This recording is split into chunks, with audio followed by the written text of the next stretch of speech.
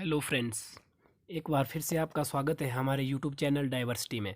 Guys, जैसा कि आपको पता है कि हम साइकोलॉजी की एक सीरीज शुरू की है जो हिमाचल प्रदेश टैट और किसी भी स्टेट टैट के लिए इम्पोर्टेंट है।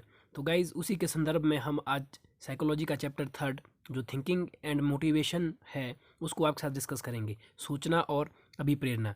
गाइस, ये चैप्टर इतना इम्पोर्टेंट है, अगर आप नेट टैट का एग्ज़ाम दिया है तो आप को मुझे बताने की ज़रूरत नहीं है। जो न्यूली एस्पिरेंट्स हैं उनको मैं बता दूं, इस चैप्टर में ना केवल हम थिंकिंग के कॉन्सेप्ट्स, थिंकिंग की जो पूरी थ्योरी है और मोटिवेशन की जो प्रिंसिपल है दो तीन, जो मैस्लो और मैकडोवल वाला है, उसको भी कवर करेंगे। तो गाइज, ये चैप्टर बड़ा ही इंपॉर्टेंट है और इससे हिमाचल प्रदेश के टेट में ज़रूर 2 से 3 क्वेश्चन आते ही है। तो मैं उम्मीद करूँगा कि आप इस वीडियो को, अगर आपको अच्छी लगी तो ही इसको लास्ट तक देखना। और गाइज़, एक बार फिर से मैं बता दूं, ये टॉपिक बड़ा ही इंपॉर्टेंट है। जिस तरह से इंटेलिजेंट और लर्निंग थ्योरी जो हमने की है, उसी तरह से ये चैप्टर भी बिल्कुल इक्वली इंपॉर्टेंट है। गाइज, मैं आपके लिए सबसे पहले जो इम्पोर्टेंट टॉपिक है, जो चैप्टर है साइकोलॉजी के, वही करवाने वाला हूँ। आपका सहयोग मुझे चाहिए। तो चलिए फ्रेंड्स, शुरू करते हैं आज की वीडियो को। तो गाइज, जो सबसे पहले हम जो डिस्कस करने वाले हैं वो है जो थिंकिंग जो सेक्शन है इस चैप्टर का, उसको हम डिस्कस कर लेते हैं। तो गाइज, सबसे पहले मैं आपको बता दूं कि जो थिंकिंग है उसकी डेफिनेशन हम किस तरह से लेंगे। सामान्य रूप से जब हम थिंकिंग को देखते हैं, परिभाषित करते हैं, तो इसका अर्थ विचार से होता है। जैसे आप भी जानते हैं कि थिंकिंग का अर्थ होता है जब हम किसी प्रक्रिया को, किसी एक्शन को, किसी भी चीज़ को गहन चिंतन मनन करके सोचते हैं, तो वो थिंकिंग कहलाता है। लेकिन ये धारणा गलत है। इस तरह का जो साधारण रूप से विचार किया जाता है, साधारण रूप से जब हम सोचते हैं तो उसे विचार कहा जाता है, एक थॉट कहा जाता है। साइकोलॉजी की दृष्टि से थिंकिंग का अर्थ होता है जब आप किसी चीज़ को डीपली जब हम किसी चीज़ को सोचते हैं विद तर्क वितर्क के साथ, अर्थात कि आप उसमें पूर्ण रूप से जो रीजनिंग है, क्यूरियोसिटी है, इस तरह की जो चीज़ें कि आप चीज़ों को किस तरह से गहन चिंतन मनन करके द्वारा सोचते हैं, अंदरूनी जब आप तर्क शक्ति का इस्तेमाल करके गहन चिंतन करते हैं, तो उसे थिंकिंग कहा जाता है साइकोलॉजी में। अगर आप साधारण रूप से देखें तो उसे विचार कहा जाता है। तो चलिए गाइस, अब आई होप कि आपको थिंकिंग का मीनिंग क्लियर हो गया होगा। अब नेक्स्ट चलते हैं कि ये कितने प्रकार के होते हैं। तो गाइस, आपको मैं बता दूँ, जो थिंकिंग है वो 5 प्रकार की होती है। फर्स्ट जो है प्रत्यक्षात्मक, दूसरा कल्पनात्मक, तीसरा अपसारी, चौथा अभिसारी और पांचवा आलोचनात्मक। जो 5 प्रकार की होती है गाइज, इसमें से जो सबसे इंपॉर्टेंट है, जो आपको याद रखनी ही है, अगर आपको कोई इनमें से याद ना रहे, जो डाइवर्जेंट और कन्वर्जेंट है। गाइज, यहाँ से ज़रूर ही एग्ज़ाम में क्वेश्चन आता है। HP टैट या कोई भी टैट हो, इन दो जो टर्म्स है, डाइवर्जेंट और कन्वर्जेंट, यहाँ से ज़रूर एग्ज़ाम आता है। तो चलिए फ्रेंड्स, समझते हैं इसको विद ब्रीफ। गाइज, जो पहली टर्म है, पहले प्रकार की जो थिंकिंग है, उसको बोलते हैं प्रत्यक्षात्मक थिंकिंग, जो जिसको डायरेक्ट थिंकिंग भी कहते हैं। इस सोच में क्या होता है कि जो हमारे पास कोई डायरेक्ट इंसिडेंट हो रहा होता है, सामने होने वाली जो घटनाएं होती है, उसके ऊपर हम सोचना शुरू कर लेते हैं। जैसे फॉर एग्जांपल के लिए, अगर हमारे सामने या किसी बालक के सामने मान लो आग लगी हो, और आग से उसको अंदेशा है कि भारी नुकसान हो सकता है, तो वो तुरंत बोलेगा कि पानी लाना है और पानी से आग को बुझाना है। तो ये एक प्रत्यक्षात्मक चिंतन का उदाहरण है, क्योंकि जो घटना है वो डायरेक्ट हो रही है, और उस घटना के ऊपर गहन चिंतन मनन करके जब उसको लगा कि यार आग अगर फैली तो नुकसान होगा, भारी नुकसान होगा, डायरेक्ट जो इवेंट वहाँ पे हो रहा है उसके आधार पर उसने गहन चिंतन करके जो कंक्लूजन निकाला कि पानी डालना चाहिए, ये एक उदाहरण है प्रत्यक्षात्मक चिंतन का। तो आई होप आप अंडरस्टैंड कर रहे होंगे। नेक्स्ट जो है, ये है कल्पनात्मक, अर्थात इमेजिनेशन थिंकिंग। जो इमेजिनेशन थिंकिंग होती है गाइज, इसमें जो है ये बिल्कुल इसके अपोजिट है। कोई भी चीज़ वास्तविक नहीं होती है, आप उसको बस सोचते हैं, कल्पना करके ही आप उसका चिंतन मनन करते हैं। जो इस तरह की थिंकिंग है वो कल्पनात्मक होती है। जो महान विद्वान लोग होते हैं, जो नए नए कॉन्सेप्ट पर रिसर्चेज करते हैं, जैसे साइंटिस्ट है जो नई टेक्नोलॉजी पे वर्क करते हैं, तो वो कल्पना शक्ति का इस्तेमाल करके ही वास्तविक रूप में मानकर उस चीज़ को की डिस्कवरी करते हैं और एक नया कॉन्सेप्ट देते हैं। इस तरह की शक्ति को कल्पनात्मक शक्ति कहते हैं।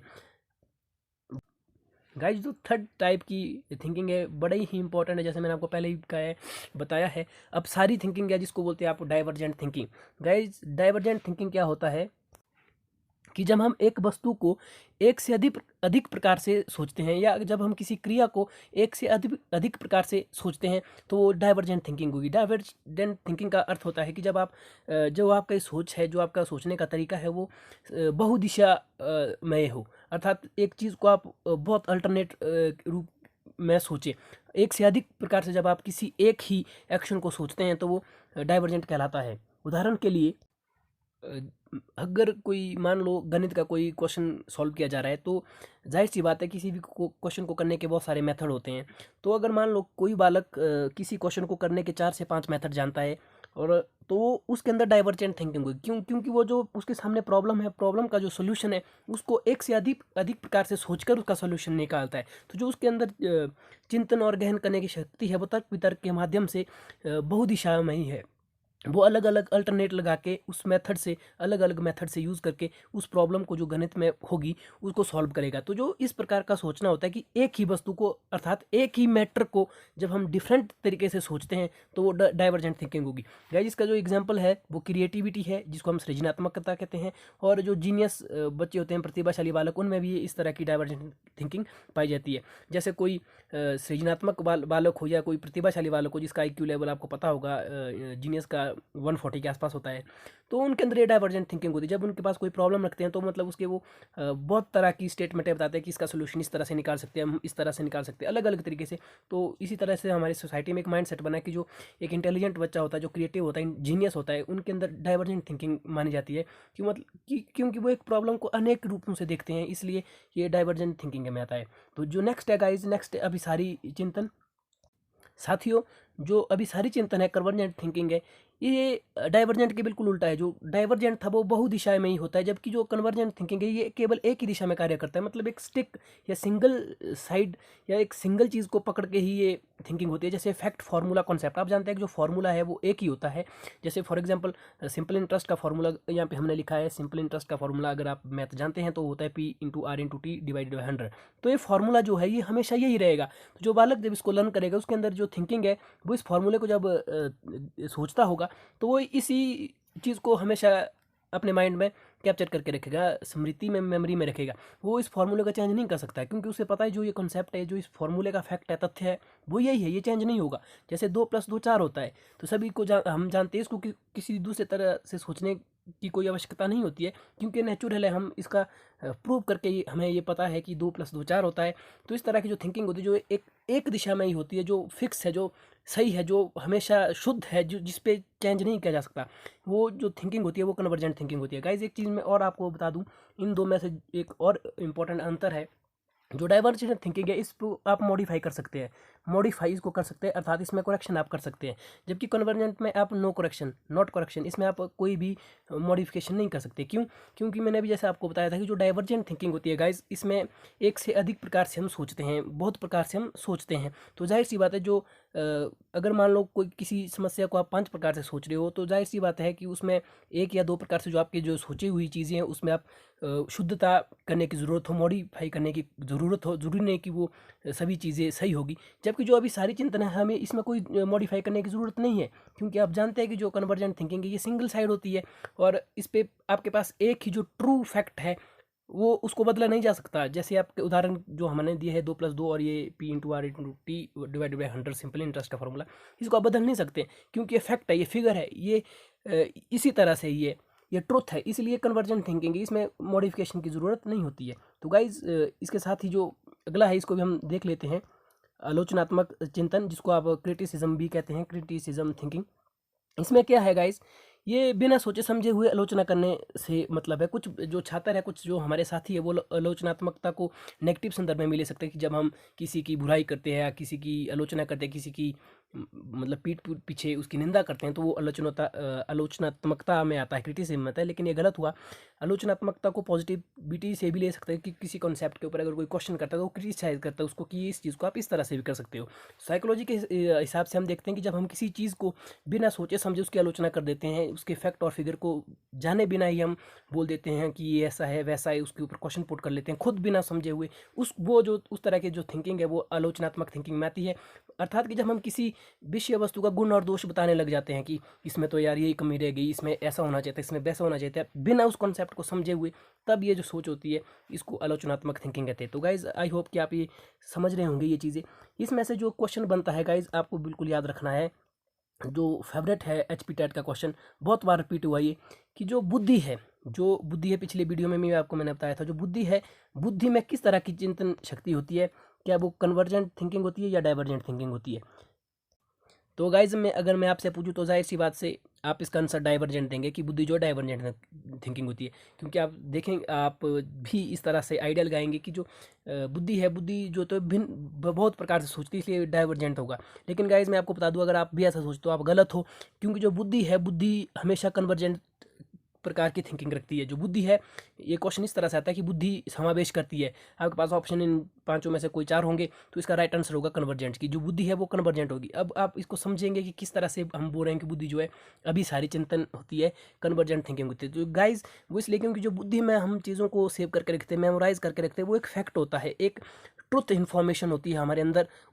बुद्धि हमेशा एक, जिस तरह से कंप्यूटर प्रोग्रामिंग वर्क सॉफ्टवेयर पे काम करता है, हमारा माइंड भी उसी तरह से इन्फॉर्मेशन डाटा के ऊपर काम करता है। जो हमारे माइंड में डाटा सेव होता है वो ट्रुथ और फैक्ट के रूप में एक सिंगल, एक दिशा में सोची गई चीज़ होती है। इसलिए हम साइकोलॉजिस्ट के अकॉर्डिंग बुद्धि को हमेशा कन्वर्जेंट थिंकिंग मानते हैं। आप इसको बिल्कुल गलत ना करें, और इसीलिए ये एग्जाम HP टेट या किसी और टेट में बार बार आता है, क्योंकि ज़्यादातर जिन्हें ये कॉन्सेप्ट पता नहीं होते वो इसको बिना सोचे समझे डाइवर्जेंट बोल देते हैं, जबकि ये गलत हो जाएगा। इसका जो राइट आंसर है बुद्धि का, वो कन्वर्जेंट होगा। हालांकि गाइज अगर क्वेश्चन इस तरह से आता है कि जो बुद्धिमान बालक है या प्रतिभाशाली बालक है, उनमें जो थिंकिंग होती है वो डाइवर्जेंट थिंकिंग होती है।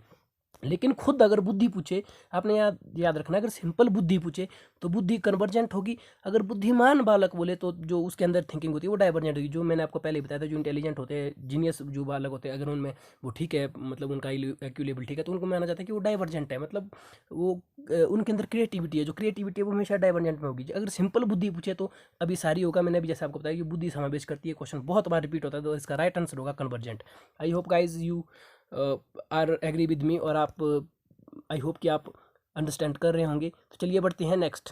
तो गाइज़ यार ये था हमारा सोचना, जो थिंकिंग है, थिंकिंग के सारे कॉन्सेप्ट्स और जो जितने भी टाइप का है, इसमें ज़्यादा कुछ नहीं है। इसी तरह से एग्जाम में क्वेश्चन पूछा जाता है कि आपके पास कोई स्टेटमेंट होगी, आपको बोला होगा कि इनमें से कौन सा चिंतन है, खासकर जो मैंने कब बताया कि डाइवर्जेंट और कन्वर्जेंट इसमें इंपॉर्टेंट है। तो बढ़ते हैं गाइज़ आज के दूसरे सेक्शन का, जो है मोटिवेशन। बड़ा ही इंपॉर्टेंट चैप्टर अब हम आपके साथ डिस्कस कर रहे हैं, मोटिवेशन।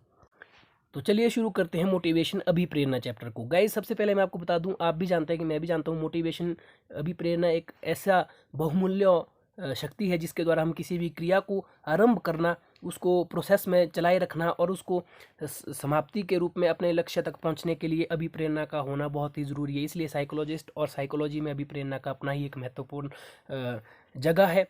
तो सबसे पहले मोटिवेशन के लिए आपको ये चीज़ जाननी होगी कि जो अभिप्रेरणा शब्द है वो आया कहाँ से। तो अभिप्रेरणा जो शब्द आया, ये आया है लैटिन भाषा से। लैटिन वर्ड जो है, आपको पहली चीज़ तो ये क्लियर हो गई कि कहाँ से आया है, लैटिन भाषा से आया है। और कौन सा वर्ड था, वो था मोटिव, MOTIUM। जो मोटिव वर्ड है गाइस, इससे आया है मोटिवेशन। जो लैटिन वर्ड है वहाँ से इसका अर्थ लिया गया है। और मोटिव जो वर्ड है, इसका अर्थ होता है टू मूव, अर्थात आगे बढ़ना। वहाँ से ये शब्द लिया गया है लैटिन भाषा के मोटिव शब्द से, जिसका अर्थ होता है आगे बढ़ना। तो गाइस अब चलते हैं आगे। गाइस जो अभिप्रेरणा है, अभिप्रेरणा दो तरह की होती है, आंतरिक अभिप्रेरणा और एक्सटर्नल बाह्य प्रेरणा, इंटरनल और एक्सटर्नल। ये जो यहाँ पे आप देख रहे हैं कि इंटरनल अभिप्रेरणा में कौन कौन सी फैक्टर आते हैं और एक्सटर्नल में कौन कौन से आते हैं, ये आपको बिल्कुल लर्न करना है। और मैं आपको बताता हूँ कि किस तरह से लर्न करना है, क्योंकि गाइस यहाँ से बहुत बार एग्जाम में क्वेश्चन पूछे जाते हैं। आपके पास ऑप्शन दिए होंगे, उनमें से आपको पूछा जाएगा कि इनमें से एक्सटर्नल कौन है या इनमें से इंटरनल कौन है। इस तरह से आप समझ रहे होंगे किस तरह क्वेश्चन आता है। इंपॉर्टेंट कॉन्सेप्ट ये भी है। तो गाइस सबसे पहले मैं आपको बता दूँ, जो आंतरिक और इंटरनल अभिप्रेरणा जो होती है, मोटिवेशन होती है, वो हमारे अंदर हमसे जुड़ी हुई होती है। वो हमारी मूलभूत जो आवश्यकताएं होती है उस उत्पन्न होती है, जैसे भूख, प्यास, नींद, काम, विश्राम, क्रोध, चाहना या इच्छा रखना। इस तरह की जो फैक्टर है ये इंटरनल होते हैं। जैसे आपको मान लीजिए भूख या प्यास लगी, तो आपको जाहिर सी बात है खाना होगा। आपको कोई और नहीं बोलेगा कि यार तेरे को भूख लगी तो खाना चाहिए, वो हमारी इंटरनल है। हमें पता खुद है कि हमें अगर भूख लगी तो हमें खाना होगा, वो इंटरनल मोटिवेशन है। जब हमें भूख लगी तो हमें पता है कि खाना खाकर ही मैं अपनी जो इच्छा है इसको पूरी कर सकता हूँ। नींद, सोना भी एक इंटरनल है। जब आप थके हारे हैं तो आपको पता है कि रेस्ट करना चाहिए, कोई और नहीं बोलेगा आपको कि यार तेरे को सोने की ज़रूरत है, वो महसूस नहीं कर सकता कि आप को नींद की आवश्यकता है। जो यहाँ पे काम है गाइज, काम यहाँ पे कार्य करना या वर्क से नहीं लिया है, काम करते यहाँ पे सेक्सुअल फीलिंग जो होती है, सेक्सुअल फीलिंग जिसको साइकोलॉजी में लिबिडो कहा जाता है, ये भी अपने आप एक क्वेश्चन है कि जो सेक्सुअल फीलिंग है, जो यौन ऊर्जा है, यौन ऊर्जा को साइकोलॉजी में किस नाम से जाना जाता है, तो गाइज याद रखना है इसको लिबिडो के नाम से जाना जाता है। तो एक एक्स्ट्रा क्वेश्चन यहाँ से बन गया। जो काम है ये भी इंटरनल फीलिंग आती है, जैसे सेक्सुअल फीलिंग किसी के लिए आती है, तो ये किसी के कहने से नहीं आती है, ये आपकी इंटरनल जो हमारी बॉडी में होता है बायोलॉजिकली प्रोसेस है, ये थोड़ा वायु का है, तो ये भी इंटरनल है। इसके अलावा विश्राम जो नींद से आप ले सकते हैं, क्रोध या चाहना, इस तरह की मोटिवेशन भी इंटरनल होती है। इच्छा रखना गाइज, इच्छा रखना भी इंटरनल मोटिवेशन है, इसको भी आप ध्यान रखें, क्योंकि बहुत बार एग्जाम में आ जाता है। आप यहाँ पे एक्सटर्नल में देख रहे होंगे, यहाँ पे भी इच्छा लिखा हुआ है। इच्छा और इच्छा रखना में अंतर है, इसको हम बाद में देखेंगे किस तरह का अंतर है। फिलहाल हम एक्सटर्नल फैक्टर को देख लेते हैं। एक्सटर्नल फैक्टर में जो आता है कि बाह्य कारक कौन कौन से हैं, प्रशंसा है, जिज्ञासा है, ज्ञान है, प्रतिष्ठा है, सामाजिक सम्मान है, कल है, रिस्पेक्ट है, इच्छा या पुरस्कार। गाइज आप यहाँ पे देख लेंगे जो ऑप्शन भी है, थोड़ा बहुत आप समझ रहे होंगे कि एक्सटर्नल में इनको क्यों कंसिडर किया गया है।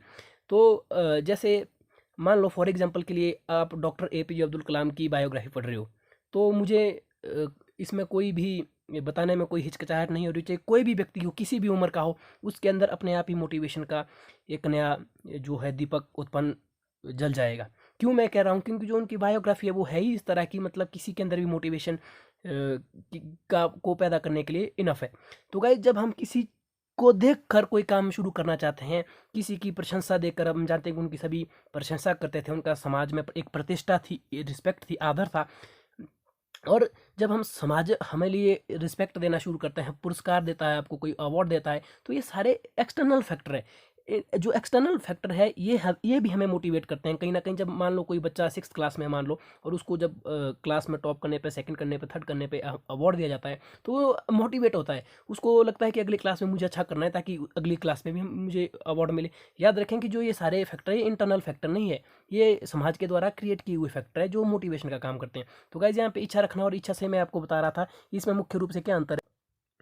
तो गाइज जैसे मान लो आपने टीचर बनना है, आप बचपन से ये सोचते हैं, आपका लाइफ का मेन गोल यही है कि आपने टीचर बनना है, तो वो आपकी इच्छा रखने से संबंध है, आपने पहले से ही सोच के रखा है, वो आपकी इच्छा है, वो आपका एम है। जबकि सिंपल इच्छा है ऐसी होती है जब आप किसी दूसरे को देखकर कुछ पल के लिए सोचते हैं कि काश यार मैं भी इसकी तरह काम करूं। कोई अच्छा पढ़ाता है, कोई अच्छा डॉक्टर है, कोई अच्छा किसी भी तरह का, मान लो कोई क्रिकेटर है, कोई क्रिकेटर ने कोई सेंचुरी मार दी, तो आप उसी तरह एकांत में सोच लेते हैं, इंस्टेंट में सोच लेते हैं, काश यार मैं भी इसकी तरह अच्छा क्रिकेट खेलता। इस तरह की जो सोच है, जो एक पर्टिकुलर समय में इंस्टेंट पैदा होती है, इच्छा रखती है, ये एक्सटर्नल है। लेकिन अगर आपने इच्छा रखना है, या ऐसा बोला हो चाहना है, इच्छा रखना है, तो ये इंटरनल होगा। तो आई होप कि समझ रहे होंगे गाइज। टेट में बहुत बारी इस तरह क्वेश्चन आता है आपके पास, मान लीजिए फॉर एग्जांपल ऐसा पूछा होगा कि भूख, प्यास, नींद, एक इसमें से उठा लिया गया, प्रशंसा, इनमें से कौन सा एक्सटर्नल कारक होगा। तो आपने वो 3 को इग्नोर करना है, जो आपसे पूछा उसको टिक करना है, ये पेपर में आ जाता है। बढ़ते हैं नेक्स्ट गाइज। जो आगे है ये है मोटिवेशन का चक्कर जो है, इसको हम समझेंगे ये क्या चीज़ है। जो गाइज एक मिनट, मोटिवेशन के चक्कर से जो है मतलब ये है कि जो मोटिवेशन है वो एक काम किस तरह से करता है, भी प्रेरणा कार्य किस तरह से करते हैं। इसके 3 स्टेप होते हैं गाइज। एक नीड, दूसरे नंबर पे ड्राइव, तीसरे नंबर पे इंसेंटिव, ज़रूरत, चालक और प्रोत्साहन। गाइज इसको थोड़ा समझते हैं ये क्या बोल रहा है। जब हम कोई काम करते हैं, आप ही जानते हैं, उस काम करने के पीछे हमारे पास 2 चीज़ें होती है, या तो हमारी वो ज़रूरत होती है या उसके अंदर हमें इंटरेस्ट होता है। तो मोटिवेशन के चक्कर के हिसाब से सबसे ज़रूरी चीज़ होती है नीड। फॉर एग्जाम्पल अगर आप कोई प्रोफेशन चुनते हो, आपने कोई चीज़ बनना है, तो जाहिर सी बात होगी या तो आपका इंटरेस्ट होगा, अगर आपका इंटरेस्ट नहीं तो आपकी कहीं ना कहीं वो नीड है, आपकी ज़रूरत है, उस ज़रूरत की पूर्ति करने के लिए ही आप वो काम कर रहे हैं। तो मोटिवेशन का पहले चक्कर का फर्स्ट जो स्टेप है वो नीड है। दूसरे नंबर पर आता है ड्राइव, जो चालक। मान लीजिए आप नीड के हिसाब से कोई कार्य कर रहे हैं, तो जो प्रोसेस में काम चल रहा है उसको चालकता जो है वो अभी प्रेरणा का चक्कर का दूसरा स्टेप है, मतलब ड्राइव कर रहा है, ये मोटिवेशन ही उसको कार्य वो कर रहे हैं। जैसे आप अभी टेट की तैयारियाँ कर रहे हैं, TGT की तैयारियाँ कर रहे हैं, तो जो आपकी तैयारियां करने हैं वो ड्राइव में आएगा। अर्थात कि जो आपकी तैयारियां में आपको जो मोटिवेशन है कि हाँ अगर मैं तैयारियां करूँगा तो कल दिन में अपने गोल को अचीव कर लूँगा, तो ये चीज़ जो है, ये थिंकिंग जो है आपकी गोल को अचीव करना, फिर मेरी लाइफ सिक्योर है, जो भी आपके ड्रीम्स है वो ट्रू होंगे, तो इसको जो करने की जो आपकी फीलिंग्स बार बार आपके माइंड में आती है वो मोटिवेशन के ड्राइव से या चालकता से संबंधित है। बढ़ते हैं आगे, जो थर्ड यहाँ पे दिया है इंसेंटिव, जो अभिप्रेरणा के चक्र के तीसरा सोपान है या तीसरा जो पार्ट है, इंसेंटिव। प्रोत्साहन क्या होता है गाइस? प्रोत्साहन होता है जब आपको अभी प्रेरणा के चक्कर में जो आप कोई भी क्रिया कर रहे हैं तो जो आपको प्रोत्साहन मिलता है, उसके बाद जो आप अगला गोल सेट करते हो, किसी जो इमीडिएट गोल आपको फॉर एग्जांपल आपको मिल गया, उसके बाद जब आपको सोसाइटी का, समाज का, आपके परिवार का, जो भी आपके सगे संबंधी है, उनका जो प्रोत्साहन मिलता है, उसके बाद आप इंसेंटिव रूप से नेक्स्ट जो गोल है, जो आपका अन्य गोल है, उसके बारे में सोचते हैं, तो वो प्रोत्साहन के रूप में आगे चला जाता है। तो गाइज आपको यहाँ पे याद क्या रखना है वो मैं आपको बता दूं कि एग्जाम में किस तरह से क्वेश्चन बनता है। आप गाइज ऐसा ना सोचें कि मैं इसमें ज़्यादा टाइम क्यों वेस्ट कर रहा हूँ, कोई काम की चीज़ नहीं। तो गाइज आप बिल्कुल गलत है। यहाँ से हिमाचल प्रदेश के नॉन मेडिकल के टेट में 16 या 17 में ये क्वेश्चन आया हुआ है। किस तरह से आया था? बिल्कुल ईजी था आया हुआ। आपको रीअरेंज करना था ये कि मतलब उसमें दिया था जैसे for example drive need incentive या इंसेंटिव ड्राइव नीड, मतलब आपको रीअरेंज करना था कि इसका राइट क्रम क्या था। तो इसका राइट क्रम था ये नीड, ड्राइव और इंसेंटिव। बिल्कुल इजी भी है लर्न करने के लिए। सबसे पहले ज़रूरत होती है, ज़रूरत के हिसाब से ही आप काम करते हो तो ड्राइव में चला जाता है, और इंसेंटिव जब आप कोई गोल प्राप्त करके प्रोत्साहन जब सोसाइटी का मिले तब आप आगे बढ़ते हैं। तो ये अभी प्रेरणा के चक्र हुए। तो गाइस अब बढ़ते हैं हम आज की वीडियो के अंतिम भाग में, और जो है भी बड़ा ही इंपॉर्टेंट थ्योरी ऑफ मोटिवेशन। 3 तरह की थ्योरियाँ पढ़ेगी, जिसमें से 2 थ्योरियाँ जो ये मैस्लो की थ्योरी और ये सेल्फ एक्चुअलाइजेशन की थ्योरी है, ये बड़ी इंपॉर्टेंट है। इनको आप ढंग से समझना, यहाँ से ज़रूर एग्जाम में क्वेश्चन पूछा जाता है गाइज। तो चलिए शुरू करते हैं वीडियो का लास्ट पार्ट जो इंपॉर्टेंट है। तो गाइस थ्योरी ऑफ मोटिवेशन, अभिप्रेरणा के जो सिद्धांत है, इसका सबसे पहला जो सिद्धांत है वो बड़ा ही इंपॉर्टेंट है। बेसिक इंटेंट थ्योरी, मूल प्रवृत्तियों का सिद्धांत जो है ये बहुत ही इंपॉर्टेंट है। सबसे पहली चीज़ आपको इसमें यही याद रखनी है कि जो मूल प्रवृत्तियों का सिद्धांत है ये किसके द्वारा दिया गया है, तो आपको याद रखना है मैकडूवल के द्वारा दिया गया है। अभी आप इसको बोलेंगे कि याद कैसे रखेंगे, तो याद करने की ट्रिक है कि मूल प्रवृत्तियाँ जो है मौ से शुरू हो रहा है और मैकडूवल का नाम भी मौ से शुरू होता है, तो मूल प्रवृत्तियों का सिद्धांत हम मैकडूवल से लेंगे। तो गाइज़ ये आपको याद रखना है, इसमें ज़्यादा समझने की ज़रूरत नहीं है, आपको क्वेश्चन नहीं बनता है। क्वेश्चन यहाँ से यही बनेगा कि जो मूल प्रवृत्तियों का सिद्धांत है वो किसके द्वारा दिया गया है, वो मैकडूवल के द्वारा दिया गया। इस तरह से क्वेश्चन बनता है कि जो अभी प्रेरणा का मूल प्रवृत्तियों का सिद्धांत है, बेसिक इंटेंट थ्योरी जो है वो किसके द्वारा दी गई है, वो मैकडूवल के द्वारा दी है। कई बार ये क्वेश्चन पूछा जाता है सी-टेट में, ये इस तरह का क्वेश्चन पूछा, HP टेट में नहीं पूछा जाता कि जो मैकडूवल ने जो मूल प्रवृत्तियां दी थी वो थी कितनी, उनकी संख्या कितनी, तो 14 थी। जो 14 प्रकार की मूल प्रवृत्तियां के बारे में मैकडूवल ने बताया था। तो गाइस थोड़ा बहुत इस थ्योरी के मैं आपको बता दूं कि थ्योरी दरअसल किस चीज़ के बारे में बताना चाहती है। जो मैकडूवल है, मैकडूवल एक ऐसे साइकोलॉजिस्ट थे जिन्होंने बताया था कि जो मोटिवेशन, जो अभिप्रेरणा है, अभिप्रेरणा हमारे अंदर कुल जो 14 मूल प्रवृत्तियां हैं उससे ओरिजिनेट होता है। जो हमारी 14 बेसिक जो नेचर है हमारा, उससे जो है मोटिवेशन पैदा होता है। तो इसमें ज़्यादा यही बताने के लिए है, और आपको ये चीज़ ही याद रखनी है कि जो मैकडूवल ने कौन सा सिद्धांत दिया था, तो उनने मोटिवेशन का मूल प्रवृत्तियों वाला सिद्धांत दिया था, जिनमें उन्होंने 14 तरह की मूल प्रवृत्तियों की बात की थी। बढ़ते हैं गाइज नेक्स्ट, जो ये दूसरा, इसको भी जल्दी जल्दी डिस्कस कर लेते हैं क्योंकि इतनी इंपॉर्टेंट नहीं है ये थ्योरी अगर हम मोटिवेशन के हिसाब से देखें। लेकिन अगर HP टेट के एग्जाम के हिसाब से देखें तो साइको एनालिटिक थ्योरी, जो मनोविश्लेषण का सिद्धांत है, सिगमंड फ्राइड के द्वारा दिया है। गाइज याद रखना कि जो साइको एनालिटिक की थ्योरी है, मनोविश्लेषण, जब आप माइंड को, जो इन्होंने दिया था अचेतन मन और चेतन मन और अर्धचेतन मन, जब इस थ्योरी को हम अलग करेंगे साइको एनालिटिक थ्योरी, क्योंकि बड़ी इंपॉर्टेंट है मोटिवेशन के हिसाब से। इसको हम यहाँ पे क्यों पढ़ रहे हैं, क्योंकि इन्होंने एक टर्म दी थी जो मूल प्रवृत्तियाँ जो मैकडूवल ने बताई थी, उनने उसके साथ साथ अचेतन मन का कॉन्सेप्ट भी दिया था। मैं आपको फिर से बता दूं, जो साइको एनालिटिक थ्योरी का चेतन मन का कॉन्सेप्ट है, इसको हम एक अलग वीडियो में पढ़ेंगे, जैसे प्याजे की पढ़ेंगे, उसी के साथ में हम सिगमंड फ्राइड की भी पढ़ेंगे। लेकिन यहाँ पे हम इसलिए पढ़ रहे हैं क्योंकि जो इन्होंने एक साइको एनालिटिक थ्योरी दी थी, उनमें इसमें उन्होंने बात की थी जो मूल प्रवृत्तियाँ हैं, जो मैकडूवल के हिसाब से उन्होंने कहा कि मूल प्रवृत्तियों से ही मोटिवेशन आता है। उन्होंने इस चीज़ का खंडन करके बताया कि जो मूल प्रवृत्तियों के साथ साथ जो है अचेतन मन में भी का भी इसमें रोल रहता है। और उन्होंने इसके साथ साथ ये भी बताया था कि जो मूल प्रवृत्तियाँ होती है, मैकडूवल ने 14 बताई थी, उन्होंने बताया था कि ये 2 प्रकार की होती है। तो गाइज ये इसके साथ ही उन्होंने बताया था कि जो 2 मूल प्रवृत्तियां और अचेतन मन में जो हमारी दमित इच्छाएं रहती है, जो हमारे अचेतन मन में, वो भी कहीं ना कहीं मोटिवेशन का काम करता है। जैसे इच्छाएं होती है वो हमें चाहिए ही चाहिए, तो उसकी पूर्ति करने के लिए सिगमंड फ्राइड के हिसाब से मोटिवेशन का निर्माण होता है। तो गाइज अब हम पहुंच चुके हैं वहाँ पर जिसका आप शायद वेट कर रहे थे, मैस्लो की सेल्फ एक्चुअलाइजेशन थ्योरी। तो चलिए इस थ्योरी को शुरू। तो गाइज चलिए समझते हैं इस थ्योरी को, जो बहुत ही इंपॉर्टेंट है। सेल्फ एक्चुअलाइजेशन थ्योरी है, मैस्लो के द्वारा दिए गए थे। इनका पूरा नाम इब्राहिम मैस्लो था। इस थ्योरी को हम आत्मसिद्धि का सिद्धांत भी कहते हैं। सेल्फ एक्चुअलाइजेशन थ्योरी, सबसे पहला और इंपॉर्टेंट क्वेश्चन तो यहीं से बनता है। बहुत बारी डायरेक्ट क्वेश्चन पूछा जाता है कि मैस्लो की जो सेल्फ एक्चुअलाइजेशन थ्योरी वो किसके द्वारा दी गई थी, वो मैस्लो के द्वारा दी गई थी। दूसरी जो चीज़ पूछता है कि ये जो सिद्धांत है, इसमें मैस्लो ने कितने प्रकार की आवश्यकताओं का वर्णन किया था। तो आपने याद रखना है 5 प्रकार का वर्णन किया गया था मैस्लो के द्वारा। 5 प्रकार की जो बेसिक नीड्स थी वो मैस्लो के द्वारा 5 सोपानों में बताया गया था। बहुत बार ये क्वेश्चन पूछा जाता है। 2 क्वेश्चन जो मैं आपको फिर से रिपीट करने वाला हूँ। पहला क्वेश्चन तो ये डायरेक्ट पूछा जाता है कि सेल्फ एक्चुअलाइजेशन थ्योरी है, आत्मसिद्धि का सिद्धांत है, वो किसके द्वारा दिया गया था। तो ये मैस्लो के द्वारा दिया गया था। दूसरा क्वेश्चन जो बनता है गाइज, वो बनता है मैस्लो ने जो अपने आत्मसिद्धि का जो सिद्धांत दिया था उसमें कितने सोपान थे या कितने प्रकार की आवश्यकताओं का वर्णन किया था। तो गाइज वो 5 प्रकार की आवश्यकताओं का वर्णन किया था। वो 5 प्रकार की आवश्यकताएं कौन कौन सी है, तो वो ये है जो हम अभी इनको डिस्कस करेंगे। ये भी आपको याद रखना है। और मैं आपको अभी ये भी बताने वाला हूँ कि जो ये 5 प्रकार की जो आवश्यकताएं इनमें से किस तरह का क्वेश्चन एग्जाम में बनता है। तो गाइज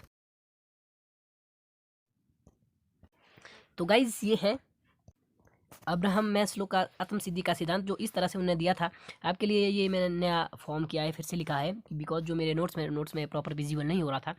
क्योंकि इसको बनाने का मेरा और मकसद है, क्योंकि यहाँ से एग्जाम में बहुत क्वेश्चन पूछे जाते हैं। सबसे पहले गाइज आपको मैं बता दूं, जो 5 स्टेप थे वो क्या थे। उनके हिसाब से सबसे पहले जो मानव है, जो कोई व्यक्ति है, वो अपनी फिजिकल नीड, शारीरिक आवश्यकताओं को पूरा करना चाहता है। जब उसको ये सब मिल जाता है, ये एक ऊपर की ओर बढ़ता हुआ क्रम है। सबसे पहले अगर पहला स्तर पूरा हो गया तो मैस्लो के हिसाब से मनुष्य दूसरे स्तर पे, फिर तीसरे, चौथे, 5वें स्तर पे बढ़ना चाहता है। सबसे पहले वो फिजिकल नीड अपनी पूरी करना चाहता है, जिसमें भूख, प्यास, नींद, काम काम फिर से यहाँ पे वो सेक्सुअल फीलिंग है, मतलब लिबिडो। तो इन सब को पूर्ति करना चाहता है। जब उसको ये सब मिल जाता है तो उसके बाद इंसान सुरक्षा ढूंढता है, सेफ्टी ढूंढता है। अर्थात जो भी उसके पास अर्जित फिजिकल नीड्स है उसको प्रोटेक्ट करने के लिए वो एक सुरक्षा ढूंढेगा, अर्थात वो मकान की कामना करेगा। जब उसको ये सब भी मिल जाता है, अच्छा घर हो, मकान हो, सब फिजिकल नीड उसकी पूर्ण हो रही हो प्रतिदिन, तो उसके बाद वो स्नेह देखेगा, समाज में अच्छे रिलेशन बनाना चाहेगा, अच्छे अच्छे दोस्त बनाना चाहेगा, या अपना जीवन साथी को ढूंढना चाहेगा, अपनी एक फैमिली बनाना चाहेगा। इस तरह का समाज में वो स्नेह प्राप्त करना चाहता है। जब ये सब भी उसको मिल जाता है तो उसके बाद मैस्लो के अकॉर्डिंग स्नेह के बाद वो एक सम्मान, यहाँ पे सम्मान लिखा है, ये थोड़ा प्रॉपर अगर आपको विजिबल नहीं हो, सम्मान अर्थात रिस्पेक्ट। उसके बाद वो एक रिस्पेक्ट को देखेगा कि मुझे जो है स्नेह भी करते हैं सभी, मेरे पास मकान भी है, फिजिकल नीड्स भी है। तो उसके बाद सम्मान और आदर की एक भावना रखेगा कि यार समाज में मेरा भी एक नाम हो, मेरा एक रुतबा हो, लोग मेरी रिस्पेक्ट करें। तो जब उसको ये सब भी मिल जाता है, जब वो 4th स्टेप भी क्लियर कर देता है, उसके बाद आता है सेल्फ एक्चुअलाइजेशन अर्थात आत्मसिद्धि। आत्मसिद्धि का अर्थ होता है कि वो ये देखता है कि समाज में सिर्फ और सिर्फ उसी का ही नाम हो, किसी और का नाम ना हो। जैसे आप जानते हैं हमारे देश में जैसे प्रधानमंत्री है, राष्ट्रपति है, वो इस तरह की कल्पनाएं करने लगता है कि पूरे देश का, पूरे राज्यों का, या जहाँ पे वो रहता है वहाँ का, मतलब एक तरह के किंग टाइप जो फीलिंग आती है वो अंदर रखता है कि बाकी समाज के जितने भी तबके के लोग हैं वो सब मेरे नीचे ही रहे, मैं ही इस तरह का रहूँ। तो इस तरह की जो थ्योरी थी पूरी मैस्लो की थी। मैंने आपको ये पूरा समझा दिया। एग्जाम में किस तरह क्वेश्चन आता है, एग्जाम में आता है कि भाई मैस्लो के हिसाब से पहले सोपान की जो आवश्यकता है वो कौन सी है। आपको पास 3-4 ऑप्शन देगा कि शारीरिक आवश्यकता, सुरक्षा, स्नेह, सम्मान। आपको याद रखना है कि पहले स्तर पर फिजिकल नीड्स थी। गाइस इसको इग्नोर बिल्कुल ना करें, आपको 5 के 5 याद रखनी है। कहीं से भी क्वेश्चन बन सकता है, अर्थात ये ऐसा बन सकता है कि मैस्लो के हिसाब से तीसरा सोपान कौन सा था, तो आपके पास ऑप्शन दिए होंगे, आपने याद रखना है कि स्नेह था। तो इसको याद करने का सिंपल तरीका है कि ये बिल्कुल कॉमन सेंस भी, सबसे पहले हमारी फिजिकल नीड्स पूरी होनी चाहिए, भूख, प्यास, नींद, काम। इसके लिए जब फिजिकल नीड्स हमारी पूरी होती है तो उसके बाद मकान की कल्पना करता है, फिर समाज में अपने स्नेह की कल्पना करता है, रिलेशनशिप बढ़ाता है। जब उसको ये सब मिल जाता है फिर वो रिस्पेक्ट की, आदर की एक भावना रखता है कि यार अब सभी लोग मेरी रिस्पेक्ट करें। जब ये सब मिल जाता है फिर वो आत्मसिद्धि का सोचता है कि बस मेरा ही नाम हो, बाकी तो सब नीचे हो। और इसके अलावा एक क्वेश्चन ये आता है एग्जाम में कि जो ये मैस्लो ने अपनी थ्योरी दी थी 5 स्तरों की, वो किस शेप में थी। तो आपको याद रखना है पिरामिड त्रिभुज के की तरह थी, पिरामिड त्रिभुज की तरह। तो गाइज यार ये था आज का लेक्चर। अगर आपको हमारा आज लेक्चर अच्छा लगा तो प्लीज़ यार वीडियो को लाइक और शेयर जरूर करें। अगर आप हमारे चैनल पर नए हैं तो प्लीज़ यार डाइवर्सिटी टीम के साथ जुड़े। हिमाचल प्रदेश टेट की फ्री ऑफ कॉस्ट जो हम कोचिंग आपके लिए दे रहे हैं, क्योंकि हमारे पास एक्सपीरियंस है, मैंने पर्सनली ही टेट को क्वालिफाई किया है। साइकोलॉजी की अगर आप वीडियो जो प्लेलिस्ट है जो हम बना रहे हैं, प्रगति पर कार्य है, ये 4था लेक्चर है, चौथा जो 3rd चैप्टर है, हमने कुछ एक MCQ की सीरीज़ भी वीडियो भी बनाई है। अगर आपको हमारा एफर्ट अच्छा लगता है, अगर आप हमारी टीम डाइवर्सिटी का जुड़ना चाहते हैं और आप टेट के एस्पिरेंट्स हैं, तो प्लीज़ यार आपको हमारे साथ जुड़ना होगा। और जितने भी हम आपके लिए स्टडी मटेरियल डालते रहेंगे उसके लिए आपको हमारे चैनल को सब्सक्राइब करना होगा। और अगला जो लेक्चर होने वाला है वो होने वाला है एमसीक्यू, जो आपने जो पीछे लर्निंग थ्योरी की थी प्याजे सॉरी पैवलोव, थॉर्नडाइक, स्किनर और कोलर की, उसके साथ साथ इस चैप्टर में जो हमने मोटिवेशन और थिंकिंग किया, उन तीनों को मिलाकर हम अगले वीडियो में आपके लिए एमसीक्यू लेकर आने वाले हैं। टॉप 60 एमसीक्यू होंगे वो, जिनको आप ज़रूरी देखना है, क्योंकि सिर्फ थ्योरी से काम नहीं बनता है। आज आपने थ्योरी देख ली, अगली वीडियो में आपको एमसीक्यू अर्थात इससे ऊपर इसी जो हमारे कॉन्सेप्ट है इसके ऊपर एमसीक्यू लाने वाले हैं। तब तक के लिए गाइज स्टडी करते रहें।